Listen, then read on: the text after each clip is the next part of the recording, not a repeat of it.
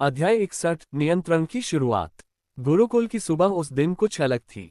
सूरज की किरणें पहाड़ों के पीछे से निकलकर पूरे परिसर को रोशन कर रही थीं, लेकिन आज की हवा में एक अनजाना सा भार था, मानो कुछ बड़ा होने वाला हो। विशाल प्रशिक्षण मैदान में धीरे धीरे सभी इकट्ठा होने लगे। एक के बाद एक दसों महारथी वहां पहुंच चुके थे। अद्वैका रघुवंशी, निष्ठा रघुवंशी, ईशानी रघुवंशी, अन्विता रघुवंशी, रेवती रघुवंशी, धरा रघुवंशी, कालिका रघुवंशी, आर्यव रघुवंशी, वेदांत रघुवंशी और प्रखर रघुवंशी सभी एक ही स्थान पर खड़े थे। ये पहला अवसर था जब ये सभी एक साथ थे। मैदान के मध्य में आचार्य विष्णुगुप्त खड़े थे। उनकी उपस्थिति ही इतनी प्रभावशाली थी कि वहां खड़े हर व्यक्ति की सांसें तक नियंत्रित हो गई थीं।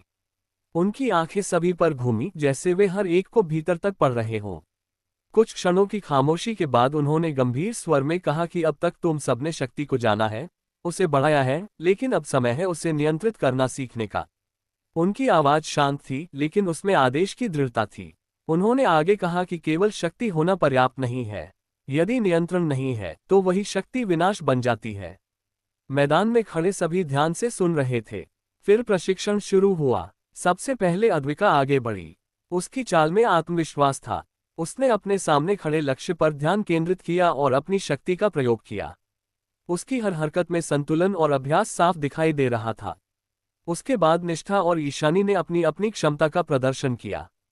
दोनों के बीच एक अदृश्य प्रतिस्पर्धा थी, लेकिन उनके नियंत्रण में कोई कमी नहीं थी। अन्विता ने आगे बढ़कर अपनी शक्ति दिखाई। उसकी आंखों में एक अलग ही दृढ़ता थी, जैसे वह खुद को सबसे आगे साबित करना चाहती हो। फिर रेवती और धरा की बारी आई। दोनों ने अपने तरीके से अपनी क्षमता दिखाई। उनके बीच भी एक हल्की प्रतिस्पर्धा स्पष्ट थी। अब सबकी नजरें एक ही दिशा में गईं।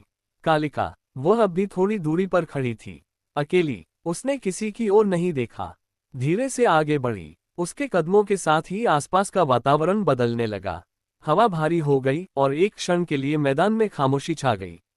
उसने बिना किसी अतिरिक्त हरकत के अपनी शक्ति को प्रकट किया, और उसी क्षण सबने महसूस किया कि यह अलग है। ये केवल शक्ति नहीं थी, ये कुछ और था, कुछ गहरा, कुछ अंधकार में, कुछ ऐसा जिसे शब्दों में बांधना कठिन था। कुछ क्षण बाद वह वापस अपने स्थान पर चली गई, जैसे कुछ हुआ ही न हो। अब सभी की नजरें एक ही व्यक्ति पर थीं, आर्यवीर। वह वहीं खड़ा था, थोड़ा सा उबा हुआ, थोड़ा सा असहज। उसने मन ही मन कहा कि उसे ये सब करने का मन नहीं है। तभी सिस्टम की आवाज आई। उसने हल्के व्यंग्य में कहा कि अब तो करना ही पड़ेगा, सब देख रहे हैं। आर्यवीर ने मन ही मन जवाब दिया कि वह बस थोड़ा सा ही करेगा। वह धीरे धीरे आगे बढ़ा। सबकी नजरें उस पर थीं, कुछ उम्मीद से, कुछ शक से, कुछ मजाक के भाव से। उसने सामने लक्ष्य की ओर देखा, एक गहरी सांस ली, और फिर हल्का सा हाथ उठाया। बस इतना ही। कोई बड़ा प्रदर्शन नहीं, कोई विस्फोट नहीं, सिर्फ एक सामान्य सा प्रयास। कुछ लोगों के चेहरे पर हल्की मुस्कान आ गई, जैसे उन्हें यही उम्मीद थी। आर्यवीर पीछे हट गया, जैसे उसने अपना कर्तव्य पूरा कर लिया हो। लेकिन आचार्य विष्णुगुप्त की नजरें उस पर टिकी रहीं। उनकी आंखों में हल्की सी चमक आई, जैसे उन्होंने कुछ देख लिया हो, कुछ ऐसा जो बाकी किसी ने नहीं देखा। उन्होंने कुछ नहीं कहा, बस चुपचाप खड़े रहे। लेकिन उनके मन में एक विचार स्पष्ट हो चुका था कि यह बालक सामान्य नहीं है, और ये कुछ छुपा रहा है। हवा फिर से चलने लगी, लेकिन इस बार उस हवा में एक नई शुरुआत की आहट थी। अध्याय समाप्त। अध्याय 62 नियति और इच्छा। प्रशिक्षण मैदान की हलचल अब धीरे धीरे शांत हो चुकी थी। बाकी सभी अपने अपने समूहों में बिखर गए थे, लेकिन एक कोने में अब भी एक अलग सा वातावरण बना हुआ था। आचार्य विष्णुगुप्त वहीं खड़े थे, और उनके सामने था आर्यवीर। हवा हल्की चल रही थी, लेकिन उस क्षण में एक गहरी गंभीरता थी। कुछ पल तक दोनों चुप रहे। फिर आचार्य विष्णुगुप्त ने शांत स्वर में पूछा कि तुम अपनी अग्नि शक्तियां क्यों छुपा रहे हो। उनकी आवाज में कठोरता नहीं थी, लेकिन उसमें एक ऐसी गहराई थी जिससे झूठ बोलना आसान नहीं था। आर्यवीर कुछ क्षण चुप रहा। उसने नजरें थोड़ी नीचे कर ली, फिर धीरे से बोला कि वह नहीं चाहता कि दुनिया को पता चले कि वह ताकतवर है। आचार्य के चेहरे पर हल्की सी मुस्कान आई। उन्होंने कहा कि मैं समझ सकता हूं तुम्हारी बात। कुछ क्षणों के लिए उन्होंने आकाश की ओर देखा, जैसे किसी पुरानी याद को महसूस कर रहे हों। फिर उन्होंने आर्यवीर की ओर देखते हुए कहा कि लेकिन तुम ये बात भूल रहे हो कि तुम्हारे पिता इस अमरलोक के सबसे शक्तिशाली व्यक्ति हैं। उनकी आवाज अब थोड़ी गहरी हो गई। उन्होंने आगे कहा कि और तुम भी एक दिन वही बनोगे। आर्यवीर ने चुपचाप उनकी बात सुनी। आचार्य ने फिर कहा कि तुम अभी बहुत छोटे हो, लेकिन फिर भी तुम्हारी शक्ति इतनी है कि बड़े बड़े योद्धाओं को हरा सकते हो। बहुत जल्द तुम उस स्तर पर पहुंच जाओगे जहां तुम्हें कोई रोक नहीं पाएगा। उन्होंने हल्की मुस्कान के साथ कहा कि ऐसे में ये सोचना कि तुम खुद को कमजोर दिखाकर बच जाओगे, ये केवल एक भ्रम है। आर्यवीर ने हल्का सा चेहरा बनाया। उसने धीरे से कहा कि लेकिन मैं लड़ाई नहीं चाहता। उसकी आवाज में सच्चाई थी। उसने आगे कहा कि वह बस शांति से जीना चाहता है, आराम करना चाहता है। आचार्य विष्णुगुप्त कुछ क्षण चुप रहे। फिर उन्होंने बहुत शांत स्वर में कहा कि मैं भी लड़ाई नहीं चाहता था। आर्यवीर ने पहली बार उनकी ओर ध्यान से देखा। आचार्य ने हल्की मुस्कान के साथ कहा कि तुम में और मुझ में केवल एक ही फर्क है। उन्होंने पूछा कि जानते हो क्या? आर्यवीर चुप रहा। आचार्य ने खुद ही उत्तर दिया कि हम दोनों लड़ाई नहीं चाहते थे, लेकिन हमें मिली हमारी नियति। उनकी आवाज में अब एक गहराई थी, जैसे वे अपने जीवन का सच कह रहे हों। उन्होंने आगे कहा कि मैंने एक रास्ता चुना, गुरुकुल का, जहां मैं इन सब संघर्षों से दूर रहकर लोगों को ज्ञान दे सकूं, उन्हें दिशा दे सकूं। फिर उन्होंने आर्यवीर की आंखों में देखते हुए कहा कि उसी तरह तुम भी एक रास्ता चुन सकते हो। उन्होंने कहा कि ऐसा रास्ता जहां लड़ाई कम हो, या अगर हो भी, तो लोगों की भलाई के लिए हो। कुछ क्षणों के लिए दोनों के बीच फिर खामोशी छा गई। आर्यवीर बाहर से शांत था, लेकिन उसके भीतर पूरी तरह उथल पुथल चल रही थी। उसने मन ही मन कहा कि उसे कोई भलाई नहीं करनी, उसे बस अपनी जिंदगी जीनी है। वह थक चुका है इन सब बातों से। उसने मन ही मन बुदबुदाया कि उसे कोई महान बनने का शौक नहीं है। वह कोई बच्चा नहीं है जिसे आसानी से समझा लिया जाए। उसके भीतर एक आवाज आए कि वह पिछले जन्म में 30 साल का होकर मरा था। वह सब समझता है। वह जानता है दुनिया कैसी होती है। फिर भी ये दुनिया उसे उसी रास्ते की ओर धकेल रही है जिससे वह भागना चाहता है।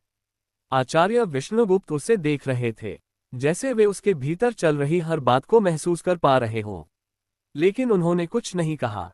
सिर्फ एक हल्की सी मुस्कान उनके चेहरे पर आई, जैसे उन्हें पता हो कि यह कहानी अभी यहीं खत्म नहीं होने वाली। हवा धीरे से बहने लगी, और उस हवा में नियति और इच्छा के बीच का संघर्ष साफ महसूस हो रहा था। अध्याय समाप्त। अध्याय 63, अनचाही जोड़ी। आचार्य विष्णुगुप्त के साथ हुई बातचीत के बाद आर्यवीर कुछ देर तक वहीं खड़ा रहा। उसके चेहरे पर वही हल्की लापरवाही थी, लेकिन भीतर कहीं ना कहीं शब्द गूंज रहे थे, नियति, रास्ता, भलाई। उसने सिर झटक दिया, जैसे उन बातों को मन से निकाल देना चाहता हो। कुछ ही देर बाद प्रशिक्षण मैदान में फिर से सभी इकट्ठा हो गए। हवा में अब एक नई हलचल थी। आचार्य विष्णुगुप्त आगे बढ़े और सबकी ओर देखते हुए बोले कि अब समय है समूह प्रशिक्षण का। अब तक तुम सबने अपनी शक्ति को अलग अलग समझा है, लेकिन अब तुम सीखोगे साथ मिलकर उसका उपयोग करना। सभी एक दूसरे की ओर देखने लगे। जैसे ही यह बात कही गई, लड़कियों के बीच हल्की हलचल शुरू हो गई। अद्विका रघुवंशी ने एक नजर आर्यवीर की ओर डाली। निष्ठा रघुवंशी ने भी उसी दिशा में देखा। ईशानी, अन्विता, रेवती और धरा, सबकी नजरें किसी न किसी पल उसी एक स्थान पर जाकर टिक रही थीं। आर्यवीर, वह वहीं खड़ा था, थोड़ा सा उबा हुआ, जैसे उसे इस सब से कोई खास मतलब न हो। लेकिन अंदर ही अंदर सब कुछ उसी के इर्द गिर्द घूम रहा था। कुछ क्षणों के बाद आचार्य ने कहा कि जोड़ी मैं स्वयं तय करूंगा। ये सुनते ही सभी थोड़े सतर्क हो गए। एक एक करके नाम पुकारे जाने लगे। कुछ जोड़े बने, कुछ चेहरे संतुष्ट थे, कुछ थोड़े असंतुष्ट। और फिर वह क्षण आया। आचार्य विष्णुगुप्त ने शांत स्वर में कहा, आर्यवीर और कालिका। पूरा मैदान जैसे एक पल के लिए थम गया। अद्विका, निष्ठा, ईशानी, अन्विता, रेवती और धरा, सभी के चेहरे बदल गए। किसी ने कुछ नहीं कहा, लेकिन उनकी आंखों में स्पष्ट था आश्चर्य और जलन। प्रखर रघुवंशी ने हल्का सा भौहें सिकोड़ ली। आर्यव रघुवंशी और वेदांत रघुवंशी भी एक दूसरे की ओर देखने लगे। ये जोड़ी सामान्य नहीं थी। आर्यवीर ने हल्का सा चेहरा बनाया। उसने मन ही मन कहा कि यह क्या मुसीबत है। तभी सिस्टम की आवाज आई। उसने हंसते हुए कहा कि बधाई हो, सबसे खतरनाक जोड़ी बन गई है। आर्यवीर ने मन ही मन उसे चुप रहने को कहा। दूसरी ओर कालिका रघुवंशी, वह शांत खड़ी थी। उसके चेहरे पर कोई विशेष भाव नहीं था, लेकिन उसकी आंखों में एक हल्की सी चमक जरूर आई थी, जैसे ये निर्णय उससे स्वीकार हो। प्रशिक्षण शुरू हुआ। बाकी सभी अपनी अपनी जोड़ी के साथ अभ्यास में लग गए। मैदान के एक कोने में आर्यवीर और कालिका आमने सामने खड़े थे।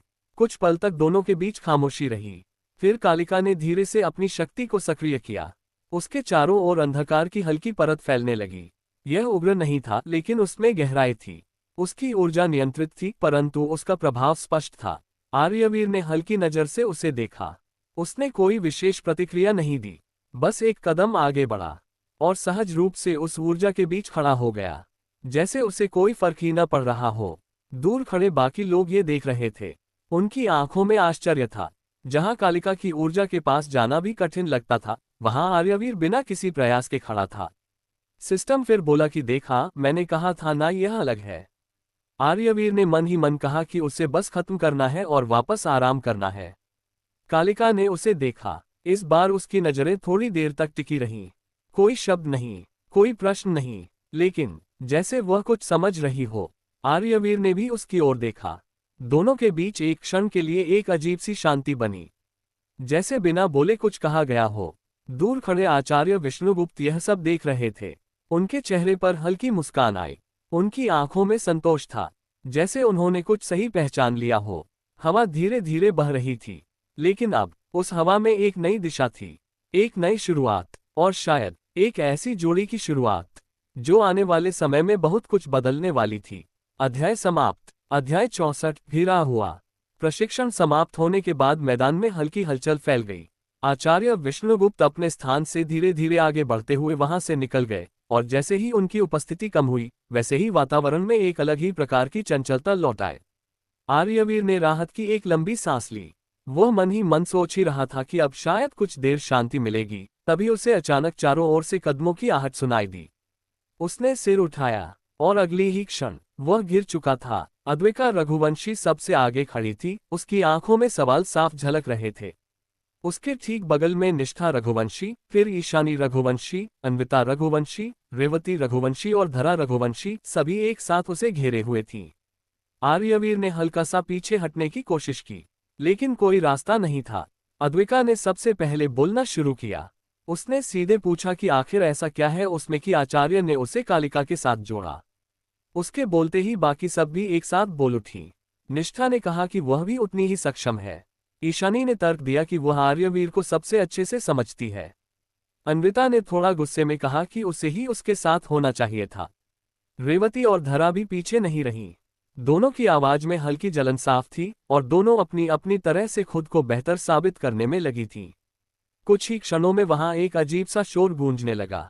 सभी बोल रही थीं, और बीच में आर्यवीर, वो बस खड़ा था, आंखें झपकाता हुआ, जैसे समझ ही नहीं पा रहा हो कि यह सब हो क्या रहा है।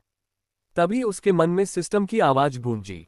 उसने हंसते हुए कहा कि देखा, मैंने कहा था ना, तुम्हारी जिंदगी आसान नहीं होने वाली।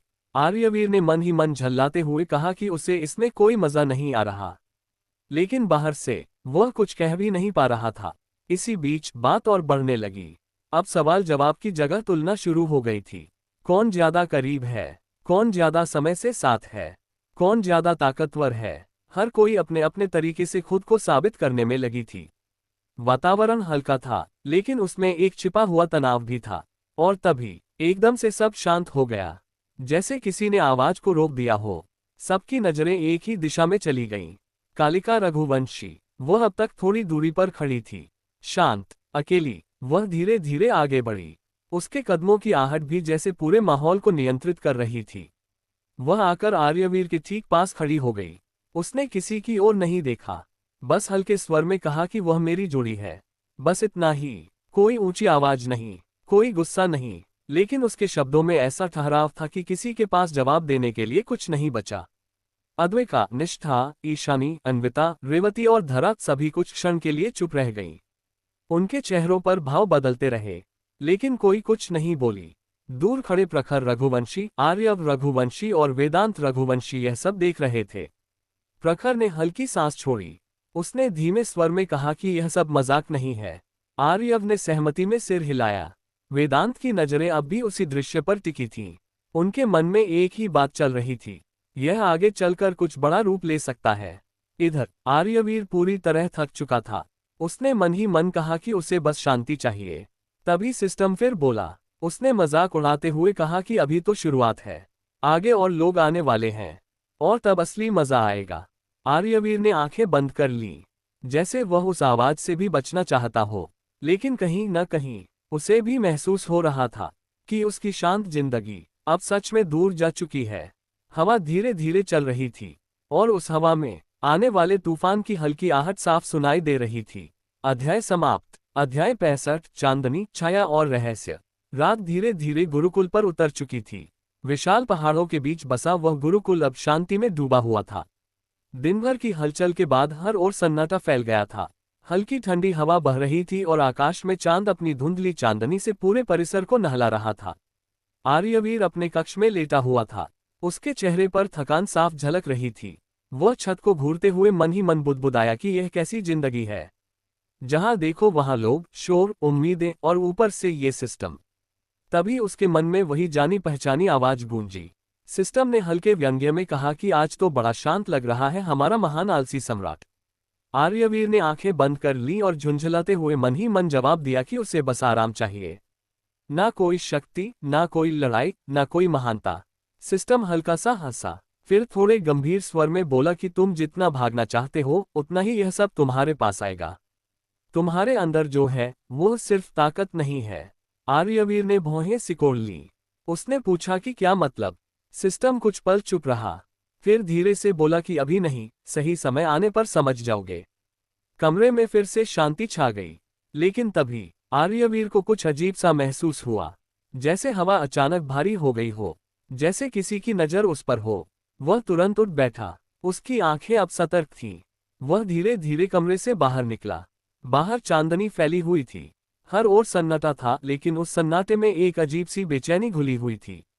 वह आगे बढ़ा। उसके कदम धीरे थे, लेकिन उसकी इंद्रियां पूरी तरह जागृत थीं। तभी दूर एक हल्की सी छाया हिली। आर्यवीर की नजर उस दिशा में गई। वह धीरे धीरे उस ओर बढ़ा और फिर वह रुक गया। उसके सामने थी कालिका रघुवंशी। वह अकेली खड़ी थी। उसके चारों ओर अंधकार की हल्की परत लिपटी हुई थी, जैसे रात खुद उसके साथ सांस ले रही हो। उसकी आंखें बंद थीं और वह अपनी शक्ति को नियंत्रित करने का अभ्यास कर रही थी।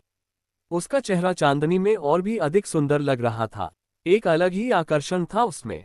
आर्यवीर कुछ क्षण उसे बस देखता रहा, बिना कुछ कहे, जैसे समय ठहर गया हो। तभी कालिका ने धीरे धीरे अपनी आंखें खोली। उसकी नजर सीधे आर्यवीर पर पड़ी। कुछ पल दोनों बस एक दूसरे को देखते रहे। कोई शब्द नहीं, लेकिन उस खामोशी में बहुत कुछ था। कालिका धीरे धीरे उसकी ओर बढ़ी। उसके कदम हल्के थे, लेकिन हर कदम के साथ वातावरण और गहरा होता जा रहा था। वह उसके बिल्कुल सामने आकर रुक गई। कुछ क्षण तक उसने कुछ नहीं कहा, फिर बहुत धीमे स्वर में बोली कि तुम अलग हो। आर्यवीर ने हल्का सा मुस्कुराने की कोशिश की। उसने कहा कि सब यही कहते हैं, पर उसे समझ नहीं आता क्यों। कालिका की आंखों में एक हल्की चमक आई। उसने धीरे से कहा कि क्योंकि तुम डरते नहीं हो। आर्यवीर ने भौहें उठाईं। कालिका ने आगे कहा कि बाकी सब मुझसे डरते हैं, लेकिन तुम नहीं। कुछ पल की खामोशी फिर छा गई। हवा अब थोड़ी ठंडी हो गई थी। चांदनी और गहरी लगने लगी थी। आर्यवीर ने धीरे से कहा कि उसे डरने की आदत नहीं है, या शायद उसे फर्क नहीं पड़ता। कालिका के चेहरे पर पहली बार हल्की सी मुस्कान आई, बहुत हल्की, जैसे किसी ने अंधेरे में एक दीप जला दिया हो। वह एक कदम और आगे बढ़ी, इतनी करीब कि उनकी सांसें तक महसूस हो सकती थीं। उसने धीरे से अपना हाथ बढ़ाया और आर्यवीर के गाल को हल्के से छू लिया। उस स्पर्श में ना कोई जल्दबाजी थी, ना कोई झिझक, बस एक शांत, गहरी भावना थी। आर्यवीर एक पल के लिए चुप रह गया। उसके दिल की धड़कन थोड़ी तेज हो गई। वह समझ नहीं पा रहा था कि यह सब क्या है, लेकिन उसे यह अजीब भी नहीं लग रहा था। कालिका ने धीमे स्वर में कहा कि जब तुम पास होते हो तो यह अंधेरा शांत हो जाता है।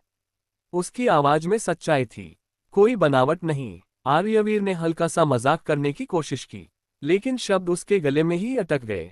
कुछ पल के लिए दोनों बस खड़े रहे। चांदनी, ठंडी हवा और वह खामोशी, सब मिलकर एक ऐसा पल बना रहे थे जो शब्दों से परे था। लेकिन तभी अचानक वातावरण बदल गया। हवा भारी हो गई, जमीन हल्की सी कांपी, एक अजीब सी ऊर्जा पूरे गुरुकुल में फैल गई। इस बार वह पहले से कहीं ज्यादा प्रबल थी। कालिका और आर्यवीर दोनों एक साथ सतर्क हो गए। उनकी नजरें एक ही दिशा में उठीं। अंधकार के उस पार कुछ था, कुछ ऐसा जो सामान्य नहीं था। और तभी चारों ओर से तेज कदमों की आवाजें आने लगीं। कुछ ही क्षणों में वहां कई आकृतियां प्रकट हो गईं। आचार्य विष्णुगुप्त सबसे आगे थे। उनकी आंखें गंभीर थीं। उनके पीछे वैदेही रघुवंशी, सरन रघुवंशी, विभान रघुवंशी और मृणालिनी रघुवंशी खड़े थे। इसके अलावा भी कई अन्य गुरु वहां पहुंच चुके थे। कुछ ही क्षणों में 10 महारथी भी वहां इकट्ठा हो गए। अद्वैका, निष्ठा, ईशानी, अन्विता, रेवती, धरा, प्रखर, आर्य, वेदांत, सभी की नजरें उसी दिशा में थीं। वातावरण अब पूरी तरह तनाव से भरा हुआ था। कोई कुछ नहीं बोल रहा था, बस सब महसूस कर रहे थे कि कुछ बहुत गलत हो रहा है। आचार्य विष्णुगुप्त ने एक कदम आगे बढ़ाया। उनकी नजरें अंधकार को भेद रही थीं, और उस क्षण पूरे गुरुकुल पर एक अनजाना भय छा गया, जैसे कोई ऐसी चीज जाग चुकी हो जिसे जागना नहीं चाहिए था। हवा थम गई, सांसें रुक गईं, और सब उसी दिशा में देखने लगे जहां से वह अंधेरा उठ रहा था। अध्याय समाप्त।